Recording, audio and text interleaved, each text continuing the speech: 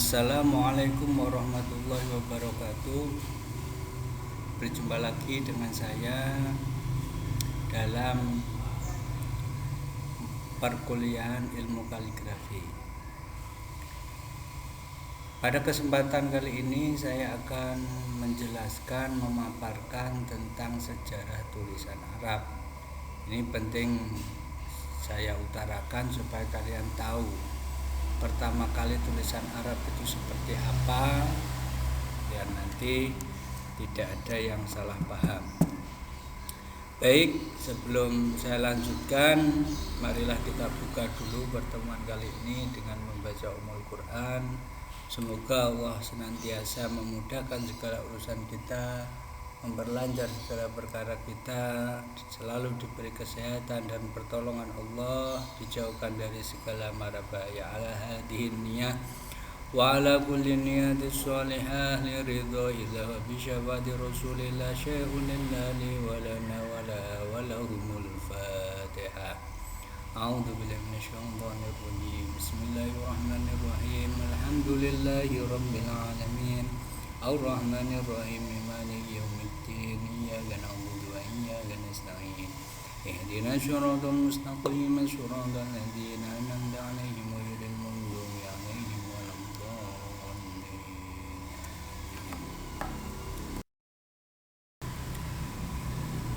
Bismillahirrahmanirrahim. Perlu kalian ketahui semuanya bahwasanya huruf Arab itu digunakan di berbagai belahan dunia. Huruf Arab merupakan urutan kedua di bawah huruf Romawi atau Latin. Orang-orang Arab zaman dulu menyukai kehidupan yang berpindah-pindah. Lama sekali mereka terbiasa berkomunikasi secara lisan. Pada awalnya komunikasi dilakukan secara lisan atau dengan bahasa isyarat, namun ada banyak hal yang ternyata sulit dikomunikasikan dengan dua cara tersebut dan membutuhkan cara yang ketiga, yaitu bahasa tulis. Dulu memang jarang sekali orang menggunakan bahasa tulisan karena sesuatu bisa dikomunikasikan langsung secara lisan.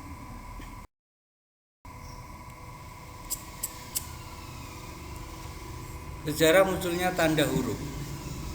Bahasa tulis tidak serta-merta tersusun dari huruf-huruf seperti saat ini. Bahasa tulis terlebih dahulu melalui beberapa fase perkembangan dan penyempurnaan untuk dapat menjadi seperti sekarang ini. Tidak langsung bisa kita baca atau tersusun rapi, tidak, tetapi melalui penyempurnaan. Kalau di Indonesia kita kenal dulu ada IYD, ejakan yang disempurnakan, sekarang pakainya baub itu ya, dan lain sebagainya ya.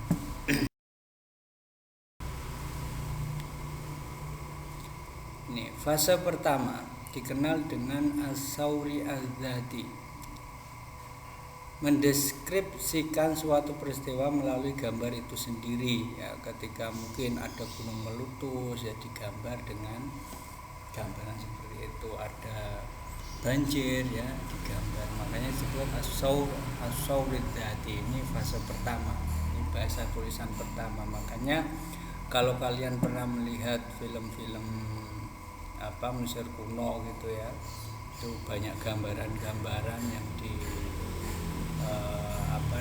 di piramid itu hanya orang-orang tertentu yang bisa membaca, karena itu menunjukkan peristiwa yang terjadi pada saat itu. Fase kedua, as-sauri ar-ramzi, saurur ramzi, yaitu mendeskripsikan suatu peristiwa, waktu kejadian atau situasi dalam kondisi pada saat terjadi melalui makna yang dilambangkan oleh suatu gambar. Ini sebenarnya hampir sama, cuma di sini sudah ada waktu, mungkin gambarnya lebih mempunyai bermakna daripada yang fase pertama. Fase ketiga al-muqatta'i. Tanda-tanda yang dapat menggantikan fungsi gambar sebagai bahasa tulis, mungkin tanda panah atau apa, ini disebut dengan fase ketiga al-muqatta'i. Fase keempat ada al-hijai. Nah, ini dalam perkembangan selanjutnya maktok tersebut menjadi huruf setelah mengalami akulturasi. Ya, ini menjadi huruf yang tadinya gambar berubah menjadi tanda-tanda, terus selanjutnya berubah menjadi huruf Arab atau kita kenal dengan huruf hijaiyah atau tahziyah.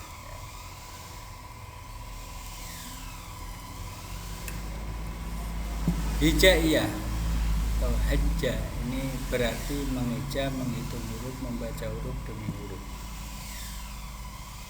Huruf hijaiyah berjumlah 28 huruf tunggal atau 30 jika memasukkan huruf lengkap lam, alif dan hamzah sebagai huruf yang berdiri sendiri. Kalau dimasukkan lam, alif dan hamzah berarti masuknya 30. Kalau itu tidak masuk berarti 28.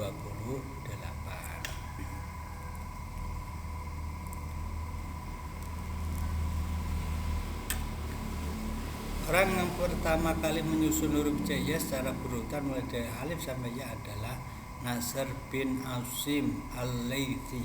Ingat ya, yang menyusun huruf berurutan mulai dari alif sampai ya adalah Nasr bin Asim al-Laythi.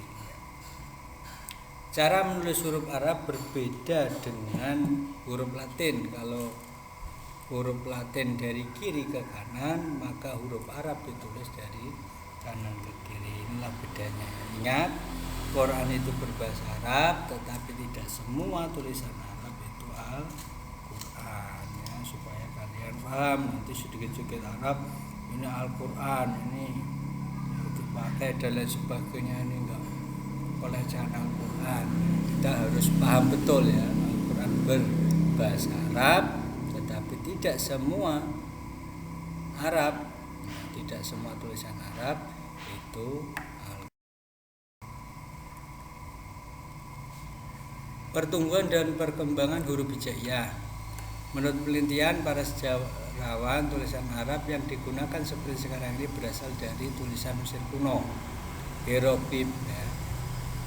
Tulisan Mesir kuno tetap digunakan dalam bentuk gambar dan beberapa di antaranya berupa huruf hingga abad 5 Masehi dan tidak mengalami banyak perubahan sampai generasi Mesir selanjutnya berakulturasi atau proses bercampurnya dua atau lebih kebudayaan karena percampuran bangsa-bangsa dan saling memengaruhi dengan suku-suku di daerah lain seperti dengan suku Lihyani di Arabia Selatan, dan sebagai wujud akulturasinya melahirkan jenis tulisan Lihyani, atau dengan suku Himyar di Yaman, Syria, dan melahirkan tulisan Himyari. Ya, seperti itulah.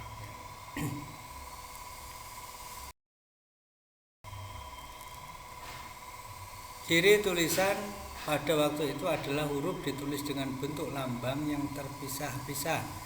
Seperti huruf cetak Latin, hanya huruf konsonan selain wawu, alif, dan ya yang ditulis, tidak memakai titik-titik, dan terkadang satu huruf dipakai untuk beberapa huruf yang mempunyai kesamaan bentuk tanpa diberi tanda pembeda. Seperti lazimnya huruf pada sekarang. Contohnya, ketika tidak ada tulis titik, maka antara ba, ta, sa itu ditulis sama. Kalau orang dulu paham, kalau sekarang ya jadi salah paham. Yang ditulis saja sudah jelas, kadang kita memahaminya keliru. Seperti lagi huruf jim, kha, dan ha itu tulis sama. Makanya orang dulu ya paham seperti itu, tapi kalau orang sekarang sudah jelas ini gym saja, nanti kepahamannya berbeda.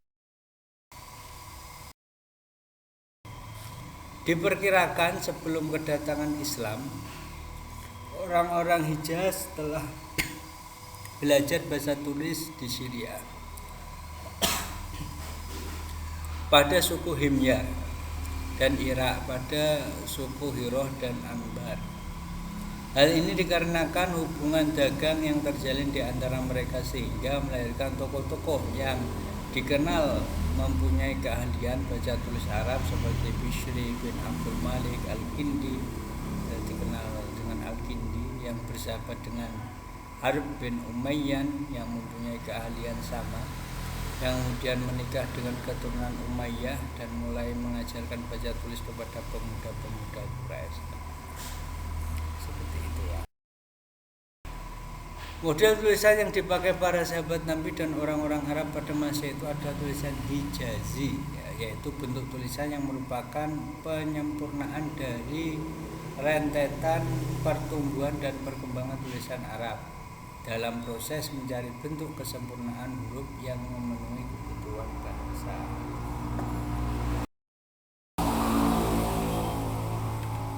Penyempurnaan tulisan Arab pada masa ini, meskipun secara harfiah tulisan Hijazi sudah lengkap, namun masih belum sempurna. Soalnya tidak ada tanda baca, titik, dan harokat. Huruf-huruf yang sama bentuknya tetapi berlainan ejakan belum dibedakan dengan misalnya ba, ta, sa, jim, ha, kho, dal, zal, ro, za, dan lain-lainnya itu tidak bisa dibedakan. Makanya antara zaman dulu, kalau tulisan Arab zaman dulu ya tidak ada harokat dan tidak ada tanda titiknya. Ini ba atau sa tidak bisa. Loh, kok zaman dulu orang-orang bisa baca ya karena mereka kebanyakan ya, pertama dia orang Arab sendiri, yang kedua dia hafal, tahu gitu loh. Kalau Al-Qur'an, tulisan Al-Qur'an ya dia hafal itu, makanya walaupun tidak ada titik, tidak ada harokat ya bisa baca. Tapi kalau orang sekarang yang sudah ada titik harokat saja belum tentu bisa baca dengan baik dan benar. Makanya muncullah ilmu tata cara membaca Al-Qur'an yang kita kenal dengan ilmu tajwid.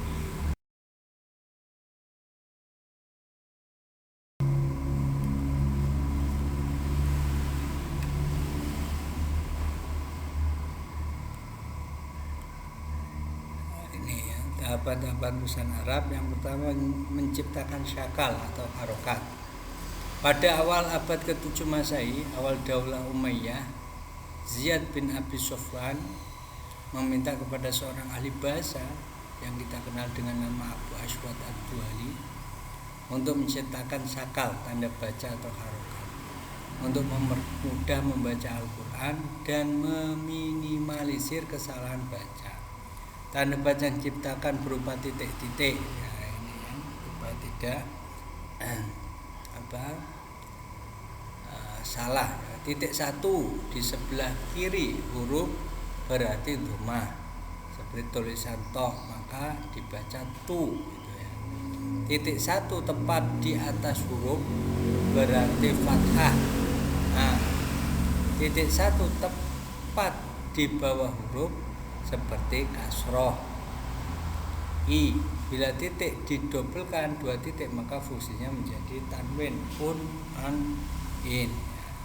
Titik-titik yang menjadi tanda baca tulis dengan tinta merah untuk membedakan dengan huruf yang ditulis dengan tinta hitam. Tanda bacanya masih menggunakan titik tetapi dengan tinta merah, ya, supaya nanti bisa membedakan ya, mana huruf, mana tanda baca atau syakal, harokat. Selanjutnya, membedakan huruf yang sama dengan garis, bentuk garis. Tanda baca yang berupa titik-titik diciptakan Abu Aswad Ad-Duali sangat membantu mempermudah membaca Al-Quran. Tetapi huruf-huruf yang bentuknya sama dan ejakannya berbeda seringkali masih membingungkan. Ini karena huruf-huruf hijaiyah banyak yang mempunyai kesamaan bentuk baik ketika berdiri sendiri atau ketika disambung dengan huruf yang lain kecuali 6 huruf alif, kaf, lam, wawu, ha, dan mim. Selain itu mereka mempunyai bentuk yang sama.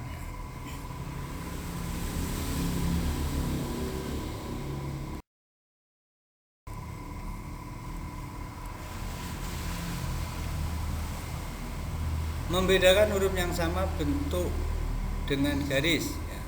Tanda baca yang berupa titik-titik ini sangat membantu tadi ya, huruf tadi. Terus membalik tanda-tanda Al-Khalil membalik fungsi tanda baca yang diciptakan Abu Aswad Ad-Duali dan Nasr Ayahya. Titik-titik yang awalnya merupakan harokat sekarang dijadikan tanda untuk membedakan huruf yang berbentuk sama namun berbeda ejaan. Dan untuk tanda baca syakal harokat, Al-Khalil mengambil dari huruf-huruf yang menjadi sumber bunyi. Huruf vokal, alif sebagai sumber bunyi A, ya sebagai sumber bunyi I, wawu sebagai sumber bunyi U, kepala kha sebagai tanda mati atau sukun. Nah, ini dari mulai titik terus dikembangkan oleh Imam Khalil ini ya. Nah, seperti ketika kalian menulis huruf pegon itu ya, kalau I berarti pakainya ya, U pakai wawu, kalau A berarti pakai alif. Tanda khusus pada saat huruf diucapkan.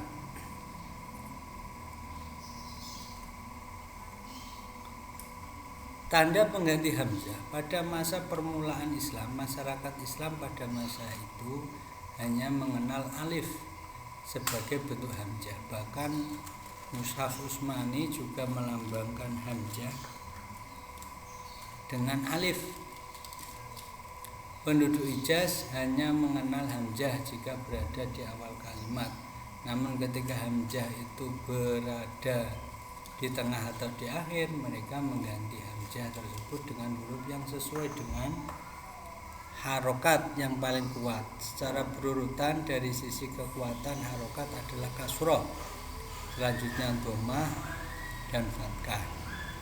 Untuk yang paling lemah adalah sukun, kasroh dengan ya, dhammah dengan wawu, dan fathah dengan alif. Huruf-huruf inilah yang selanjutnya secara berurutan dari kekuatan harokat adalah kasroh, dhammah, fathah. Untuk yang paling lemah adalah sukun, kasroh dengan ya, dhammah dengan wawu, dan fathah dengan alif. Huruf-huruf inilah yang selanjutnya yang menggantikan posisi hamzah jika berada di tengah dan di akhir. Dalam perkembangan kaidah kebahasaan berikutnya, hal ini dikenal dengan istilah ta'syil, yaitu meringankan bacaan hamzah dan menggantinya dengan huruf yang sesuai dengan harokatnya. Tanda sukun.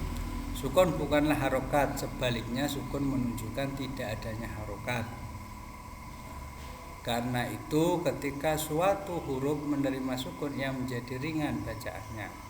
Ada banyak pendapat mengenai tanda sukun. Penduduk Andalusia menggunakan tanda jurroh atau jarroh, tanda yang diambil dari huruf kha yang diletakkan di atas huruf untuk menunjukkan sukun. Penduduk Madinah menggunakan tanda bulatan kecil diambil dari kepala mim setelah tangkai atau badannya dibuang yang diletakkan di atas huruf. Ya, begitulah tanda sukun itu. Sejarah tanda sukun itu lahir, ada yang menggunakan kepala kha, ada yang menggunakan kepala mim.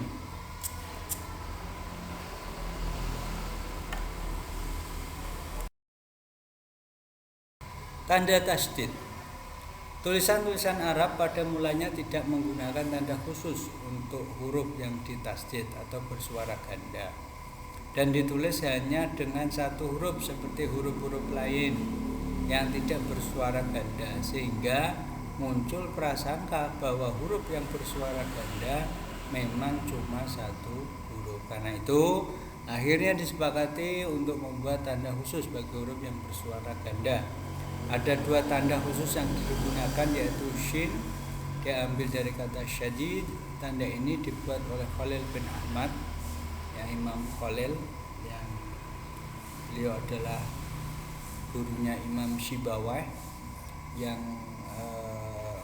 menciptakan not-not Arab gitu ya, bahar-bahar, ada bahar tawil, bahar rojas, ya, bahar wafir dan lain sebagainya. Imam Khalil, ya. Tanda kepala shin ini diletakkan di atas huruf yang bersuara ganda, baik huruf itu bersuara a, i atau u. Itu sejarah tentang. Selanjutnya tanda tanwin. Tanwin adalah suara mim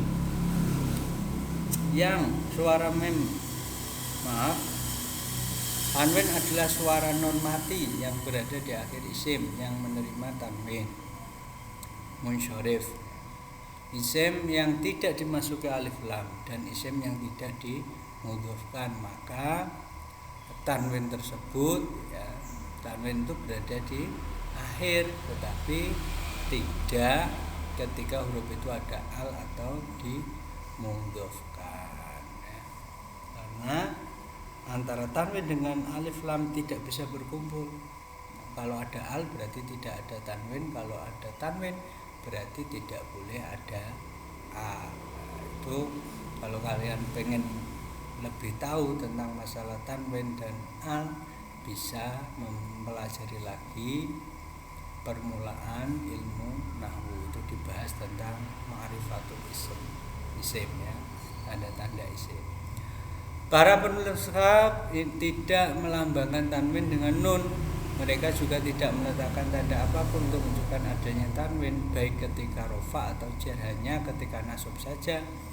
Para penulis mushaf menambahkan alif di akhir kalimat. Kenapa tidak ada yang melambangkan tanwin? Karena mereka tahu kalau ada isim kok tidak ada al dan tidak dimudhofkan, pasti dia itu akhirnya dibaca tanwin, karena termasuk isim ghairu munsharif, kecuali isim yang tidak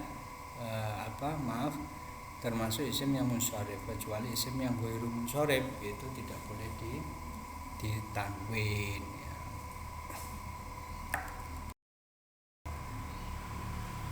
Mungkin itu yang bisa saya sampaikan pada pertemuan kali ini. Untuk selanjutnya, kalau memang belum mulai diskusi, akan saya lanjutkan pada bab berikutnya, ya. Kurang lebih mohon maaf. Terima kasih atas perhatiannya, ya. Sehat selalu, ya, jaga kesehatan, tetap stay at home, jangan banyak keluyuran. Semoga pandemi ini, ya, wabah ini segera berakhir, ya. Tentunya kita semua diberi keselamatan oleh Allah Subhanahu wa taala. Sampai bertemu kembali. Wallahul muwaffiq ila aqwamit thoriq wal afu minkum. Wassalamualaikum warahmatullahi wabarakatuh.